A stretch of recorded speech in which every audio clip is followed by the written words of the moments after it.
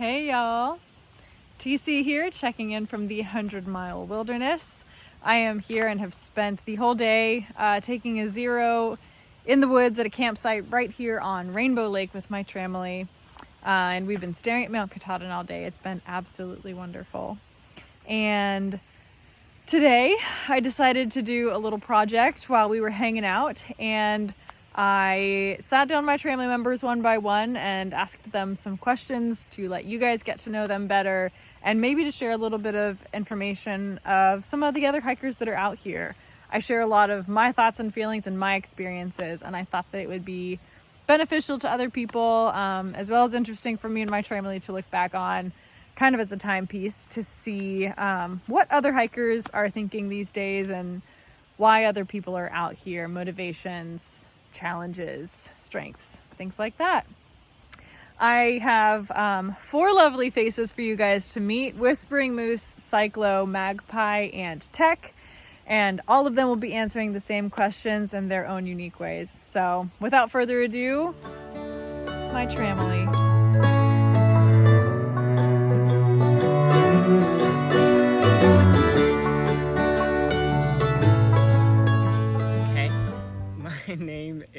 My trail name's Tech, he, him pronouns, and I am from Georgia. Why am I hiking the AT? It's sort of kind of a long story, but I learned about it when I was in Boy Scouts when I was like 11, and I loved camping and I loved climbing and doing outdoor stuff, but backpacking just wasn't my thing back then, and so I always thought it would be cool to say that I had thru-hiked, but I never really actually wanted to thru-hike. I just, wanted the title. And then, time jumped to, I'm in my last year of college, and a friend of mine who had just graduated is doing it, and so that was really cool to see her and see her journey on Instagram.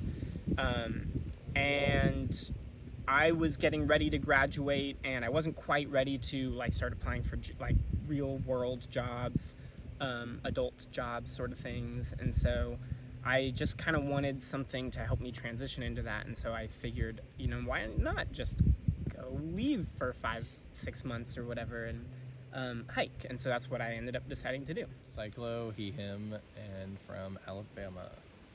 Why I'm hiking the AT?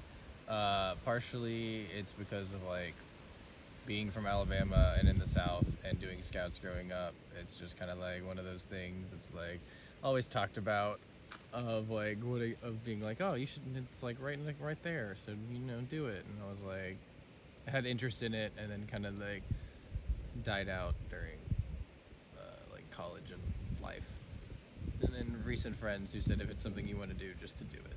And so I kind of just took that advice and did it. But also I see it as a little bit of a challenge of physical and mental and emotional, because I'm super comfortable being in the woods for extended periods of time, but I've never done 5 months, and it was I know this is something I probably can do, but I just want to challenge and do it.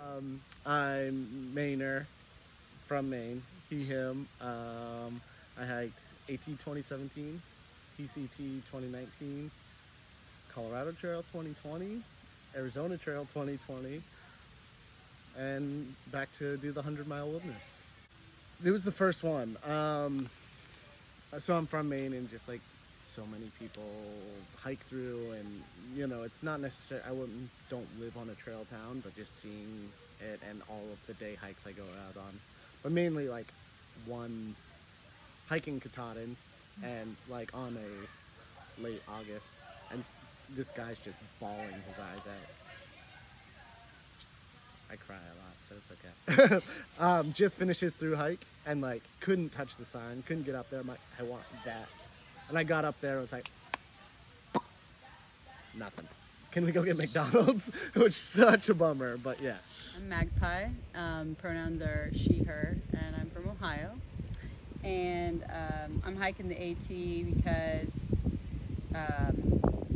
this answer has changed drastically for me since when I started, for sure. At first I was like, I want to try because it sounds fun. Now I'm like, oh, it's definitely more about like, I know myself better now, like, and I'm like a better version of myself now. And I think that's a lot of the reason of why I'm hiking it now versus what it was at the beginning. Is more just like I'll find out as I go. And also slow down my pace of life and kind of like live more simply with myself. Hello, darling. My name is Whispering Moose. I go by he, him pronouns, and I'm from Tampa, Florida. So I guess that actually starts with me going out to Colorado, and for my birthday 2 years ago, I hiked the Colorado Trail. And I've always had this idea of long distance hiking kind of in me. I hiked 100 miles of the Appalachian Trail like 13 years ago when I was young, and with my oldest sister, Mackenzie. And so, yeah, for my birthday, I went out on this like week-long hike, and then during that time, I was like, this is it, like I'm going to hike the Colorado Trail. And then from then, it's just kind of tumbled in this love, this desire, this need to keep hiking. So, yeah, I've always wanted to just, I don't know, I've always wanted to be out here, hike the CT, hike the AZT, and then it just seemed right to come on the Appalachian Trail because I got to get that Triple Crown.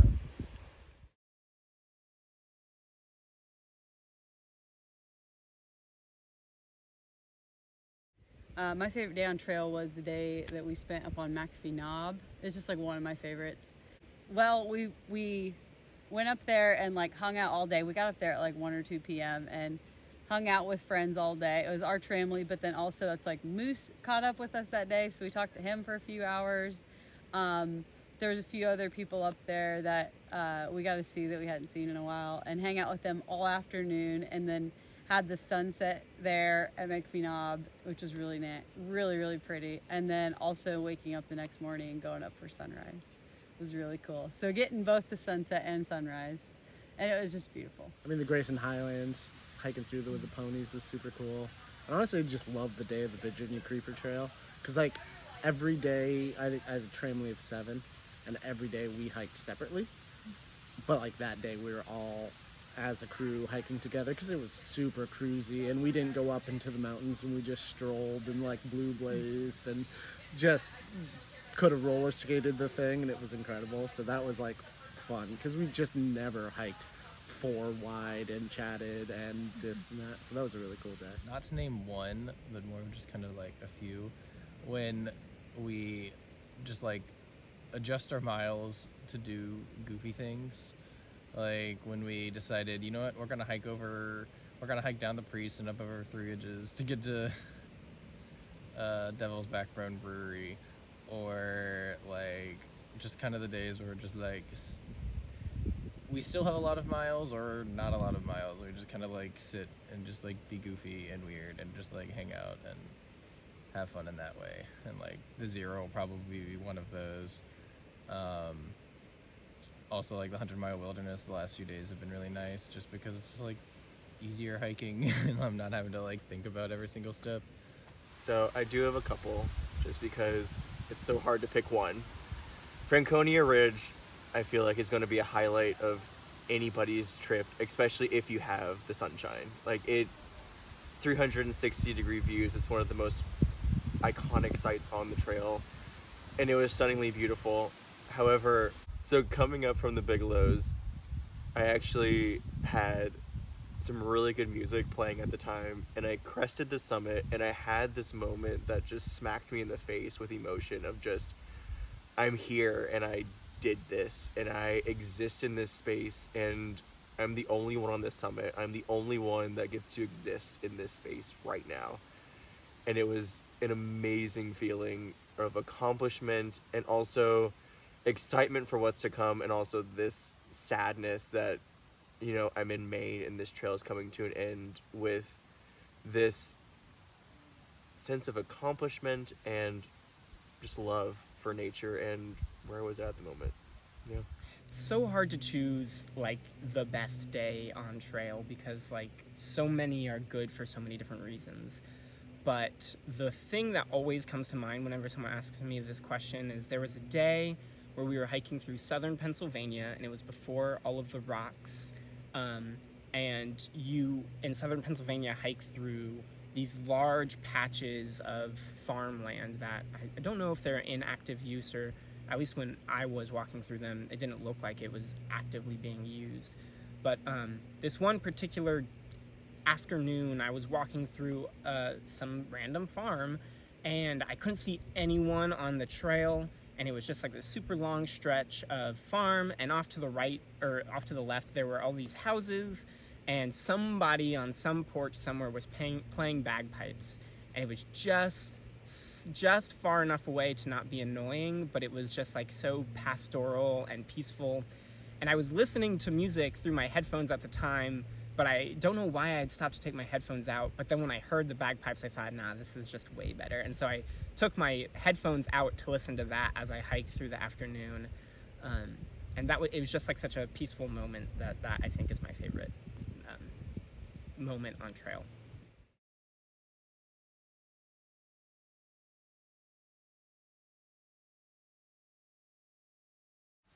So my favorite state is New Hampshire. It's the White Mountain Range. It's probably the stereotypical answer that every Appalachian hiker gets or gives, but when I started the trail, that's essentially what I was looking forward to, was that moment. And so, easy question, New Hampshire is by far the best. Maine. Yeah. Yeah. Yeah. I think that's why I'm redoing the 100 miles. It's beautiful. There's a lot of great water features. This is what I had in my mind of the trail, is like, I'm gonna swim a lot and this, and you just don't. And we never made fires until we got to Maine, and everyone's like, oh, it's coming to an end. So I think there's like an attitude switch, but also terrain. It's like home turf for me, but also just incredibly beautiful. My favorite state, hands down, is New Hampshire. There's just something about the White Mountains that are just beautiful, especially after, and I think other people feel the sentiment, where New York, New Jersey, you are, and even Pennsylvania a little bit, you do a whole lot of mountain climbs to forested mountaintops, and you don't really get the rewarding aspect of the views that you get when you climb mountains. But when you get to Vermont, it starts to change a little bit, and then when you get into New Hampshire and you get into the Whites, it's all above tree line, and all of the views are spectacular. And it feels like it's something just like right out of Lord of the Rings. Like you're just like, you're hiking through the mountains of Gondor or whatever.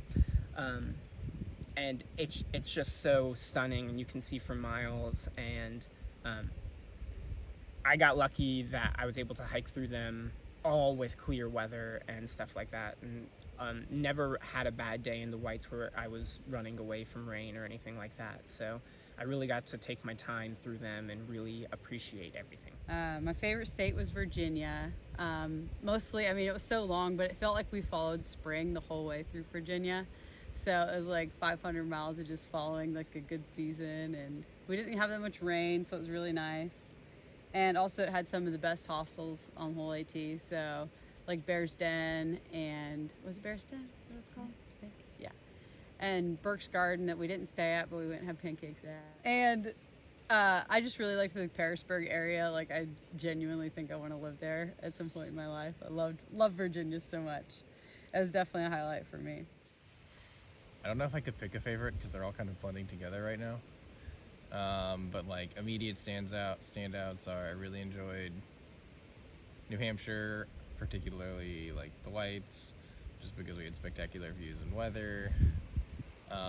Maine honestly has been pretty fun. I mean, it took about halfway for it to actually get fun. Like the first 100 and some odd miles were kind of like bleh, and tired of climbing mountains, but after that it was just like super nice.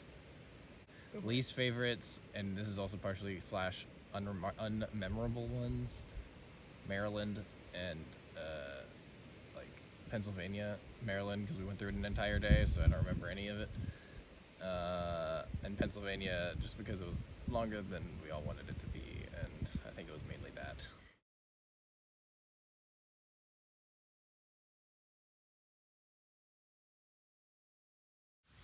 I didn't expect the amount of like good ass people You know, like, not that you don't, but like, it really, I came from Boston, lived in Charleston, South Carolina for a while, but like Boston was still there. And it's like, oh yeah, they're a different kind of nice there. But people in towns just stopping, like, you hiking? Come sleep at our house. Come do this. Come host. We'll host you for dinner. Just like super restores your faith in humanity. So I think myself mostly, and I know that sounds like really self-indulgent or whatever, but genuinely, I kind of talked about it a little bit earlier. I like wasn't a backpacker when I was younger, and like this is a lot of this stuff was brand new to me coming out, and so I make the joke that this is my 6th backpacking trip, and so, you know, coming out here, I was like, well, we'll see how it goes. Again, it was like a transition period. I didn't really know what was going on with my life, and so I was just kind of like, whatever, it's fine. And after the first month, I was like, wow, yeah, this is going pretty good. And now I've done almost 2,200 miles, and I'm less than 30 miles away from the end. And it's just like really just kind of, I'm surprised that I was able to push myself to do this. I had the will and the determination to do it, and that my body was able to like not fall apart while I was doing it too. Although there were some moments where maybe that was in question, but for the most part, yeah, everything's just like my mental willpower and my health has been really, really not bad. I knew coming out on the AT that your mentality and the mental fortitude had to be, you know, in tip-top shape, or it had to be pivotal. It's one of these key factors of coming out here. And going on the Colorado Trail and on the Arizona Trail, I already had an idea of what this was going to be, and then the AT just obliterated what I thought. And so much, you know, like, happens that it drains your mental game, and if it's not there, then you're just not gonna have a good day hiking. And so the amount of mental fortitude that I have needed and what I have developed has definitely been the most surprising thing on trail. Yes and no. In terms of like weather and like terrain, kind of what I expected, because I was like, I'm gonna go be in the woods for 5 months and whatever happens happens. So I was just like cool with that. Surprised about just kind of like how long the trail is a little bit. Like, yes, you're told it's 2,200 miles or whatever it will be, and like that it takes on average 5 to 7 months, and then you get like 3 months in, and then you're like, oh, I've been out here for 3 months, I still have whatever left. And you're like, oh. I was so surprised at how hard the trail was physically on my body. I thought when I came into it, I was going to be more like 90% mental and 10% physical, and I found for me it's been like 50-50 truly. Like, I feel like the trail's just like put on the gas in terms of how hard the trail's been, and it hasn't let off at all. And that's not bad, it's just hard. It's just physically every single day is like another day that it's going to be another mountain. It's going to be hard, and you're going up the mountain and you're just like, oh, I don't want to climb this right now, and you just do it. You get over it, and then you enjoy it. But yeah, physically it's been very tough.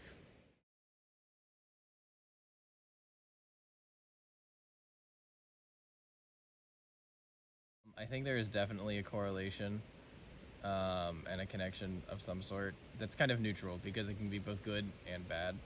Because like, if you have the capacity to do self-reflection and, like, for lack of a better word, like self-therapy, in the sense of like being able to like ask yourself deeper questions and like reflect why, or like why you're thinking something like that, or like being able to actually like work through your problems, because if you're hiking all day, you have nothing else to think about, and so it's like you either think about that or you think about that. Like, you can't really tune it out. However, I also think it can have a negative effect, because like if you don't have like an ability to easily like self-reflect, then like you can just like churn it over in your head, and you just like start thinking and you just overthink it and you spiral. Or it can just lead to like isolation, because like I've been lucky in the sense of being able to hike with a Tramily the entire time, but there are definitely people who didn't have that opportunity, and who might be seeking like a social connection, but then end up missing it, and so then they just like become socially isolated for the entire trail, and it just probably worsens their mental health. So I think the connections there, just they're good and bad. This is the most challenging thing I've ever done. Nothing has worn me down as much as this trail has. And I thought, I had this really naive thought after month one. I was like, well, if I can make it 1 month, I can do 5 or 6, you know? And I thought that, you know, every week we'd go into a hostel, and that would be like a mental reset. And it would be, you know, if you break it up into like 5-day backpacking trips, and like, yeah, you could totally do it. And for a while that worked, but at a certain point, you just, like, the trail changes so much, and you get so many new challenges and things you just weren't prepared for that you just have to deal with. And after having to deal with that every week for a certain extended period of time, that just really wears you down. The worst it got was when we were in New York, and we had like 12 straight days of just wet. And it was either pouring on you, or the forecast had called for rain, and instead of rain, it was like 98% humidity. So you got poured on the day before, and then you couldn't dry your stuff out, and you were just constantly wet and miserable. And yeah, you could try and splash around in the puddles, but ultimately that meant like you were gonna be wet.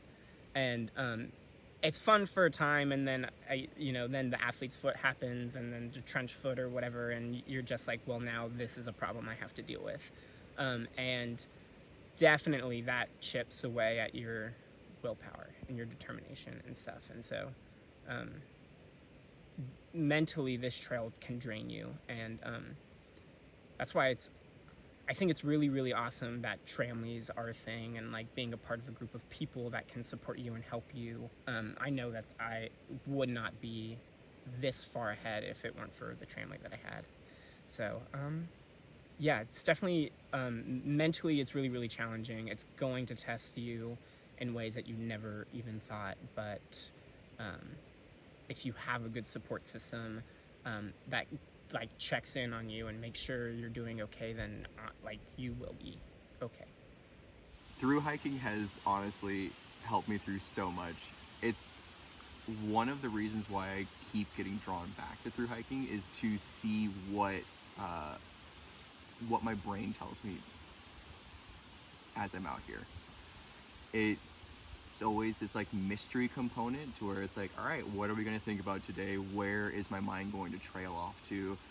What inspirational things are we going to think about? What catastrophic things are we going to think about? What childhood memories that I've never even thought about before are going to get dragged up just because you're in this space where, yes, there's things to interact with, but there's no distractions like your phone or something like that. So there is this immediate connection, I feel, that happens hopefully with all through hikers, because it happens to me almost every time, where you get this deep knowing of who you are, and that's a really beautiful thing. So I think through hiking and mental health go hand in hand, and from my personal experience, it has helped my mental health, and from other people's experiences that they've shared with me, like it has saved people from walking off a ledge or ending their life before it needed to be. So it's a beautiful thing. It's a wonderful relationship. I think most people's mental health improves since they're out here on trail. I mean, there's some people obviously that it doesn't improve their mental health, but I think most people, especially if you make it this far, feel that their mental health has improved, and that the endorphins that you get naturally from exercise and being outdoors in the sunshine helps out with my mental health a lot, and I know it does for other people also. And I do think there is something to say about like post-trail depression, though. I think a lot of people don't see it coming. The post-trail depression, I don't think a lot of people maybe think it's going to be that bad, and then it hits them like a bunch of bricks. And I think you just have to like, I think some people will end up with a worse mental state after trail than maybe what they even had before trail. So I think that can negatively affect you if you don't address it. I think you should address it, and you can, but some people don't because they don't see it coming. So it's something to be aware of, is post-trail depression and how you might feel after trail, and like structuring your life to have things after trail to make you happy. Oh, it's huge. I mean, absolutely. Total. I'm out here because I'm like, ooh, I need a mental health break. So yeah, quit the job, which was planned, and then didn't know what was next because the last place I was working was not a healthy place, and I was like, what do I need right now? I'm like, oh yeah, there you go, hike. So yeah, it's huge. It forces you to be in your head for long periods of time, but also like stop and breathe, and you know, yeah, there's a lot of great stuff. I truly was planning on doing 500 miles, and then I was just like, well, I'm here now, so let's just do it. I don't know. I did not expect that. I didn't have a lot of expectations coming into it. But that was not part of the expectation, so yeah.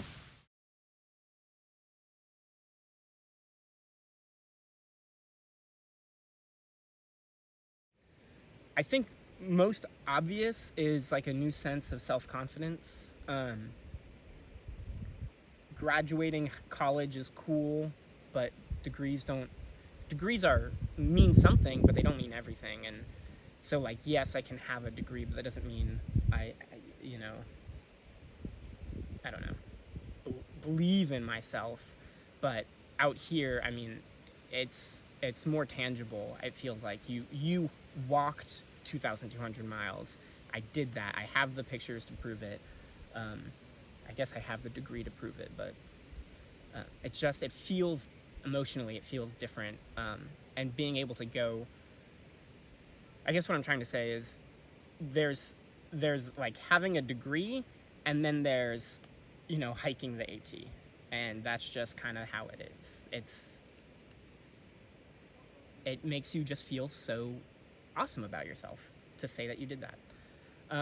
So that's like the more obvious thing, but I guess a more important or like a emotional thing that I'm taking away from the AT is just like this reminder that there's so much beauty in the world, and that sitting in silence just by yourself or in the woods while you hike is a really awesome thing, and it gives you time to think about who you are and what you want out of your life.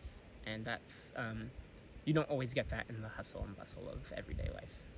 I'm going to take home a lot of memories, a lot of happiness, bunch of new friends, which makes me happy, and the knowledge that I did something that most people wouldn't even try to do. They wouldn't even attempt it, and that also, even if you try to do it, a lot of people quit, and I made it, so that's a great feeling. It's nice to know I did something that was very hard. I mean, changed everything, right? Like, I'm closer, easier, quicker's the right answer to quit my job. But also just know, like, no, this is not the environment that I can stay in, with companies or with bosses or whatever. So there's that. But I mean, yeah, I worked in finance for an IT company, and now I work in like middle of nowhere, remote hospitality, 2 hours from the closest store, or spend a whole year never even seeing a car. Like, yeah. And I think I'm a mentally healthier person and a happier person, and I've got to remind myself of that, of course. It's always a constant thing, but definitely feel way more mentally healthy than I was prior. I don't drink as much, too, so that helps. I mean, obviously, memories, friendships, experiences, because if you don't, then you're crazy. But I would say it's like a reinforcement of like some of the skills that I've already had, and like comfort being in the woods, and like, at least in my current career path of wanting to be like an educator, whether it's outdoor education or in a classroom, being able to have like these experiences and being able to like reflect back on times of them and being like, oh, and like having a better skill set of like connecting.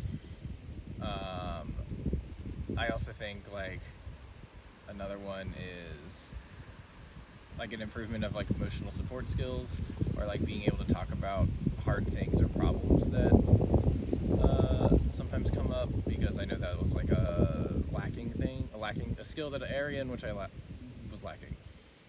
And through this trip, it was just kind of like I saw myself grow in some way regarding that area, and I'm hopeful to carry it on into the future. Besides being able to take home a huge sense of accomplishment for completing this amazing journey, I know that I can truly accomplish anything that I set my mind out to do.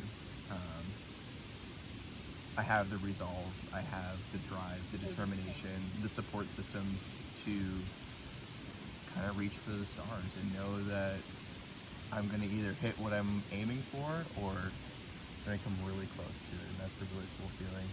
And then I also get to have these amazing relationships along the way, so I get to take all my friends home with me too, which is going to be really amazing.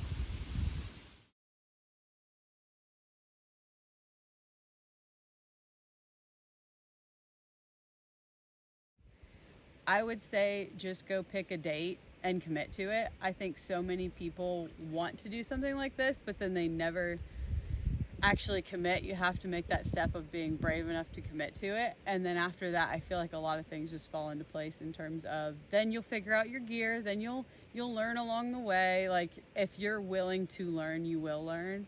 You just have to commit first. And I think a lot of people don't, but they should. Like initial answer, and it's probably one that you've heard, but every single piece of advice you get comes from somebody else who has their own experiences and personal take, so take it with a grain of salt. But honestly, like, do whatever works for you.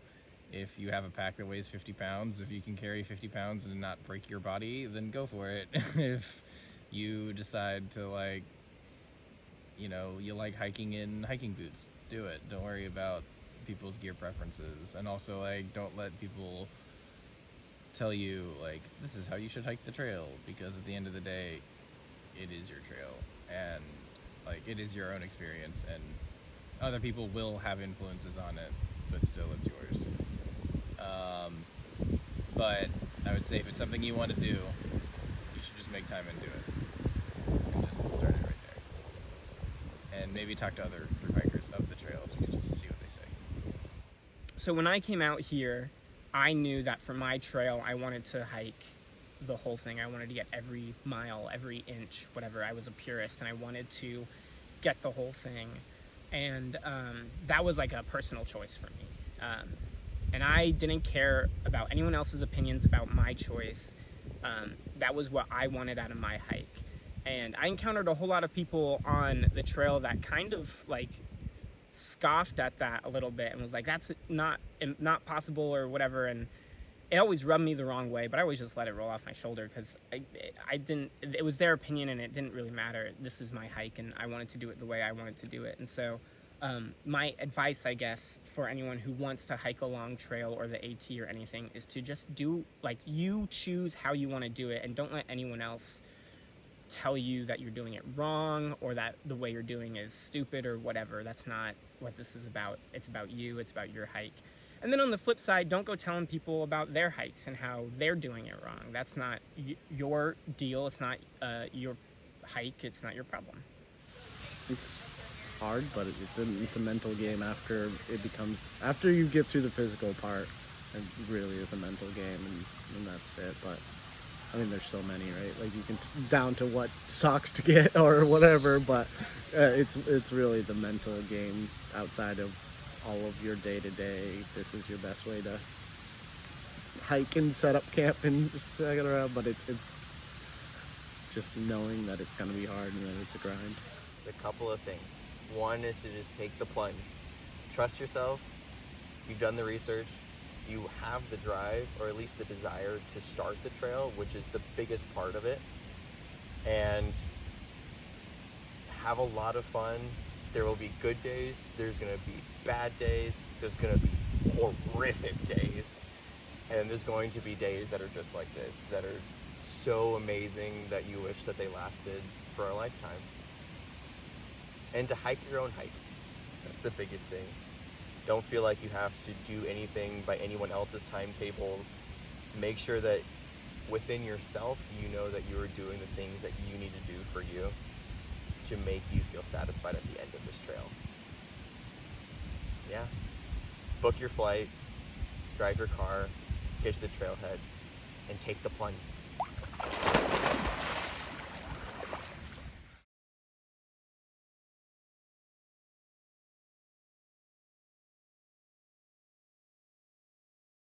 In case I die, Yeah.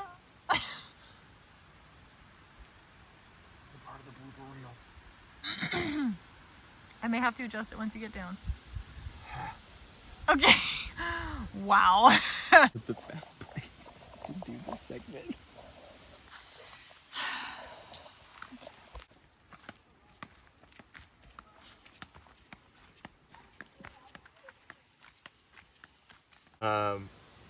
It's kind of where I had this moment where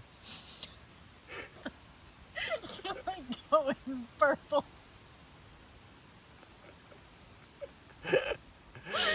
so while the Sorry. blood rushes to my head and my interviewer breaks. How do you view the relationship between mental health and through hiking? Well, what screams mental health more than being interviewed in the middle of the forest on a shitter with a squirrel chirping at you? I don't know what else does. However, though, on a more serious note.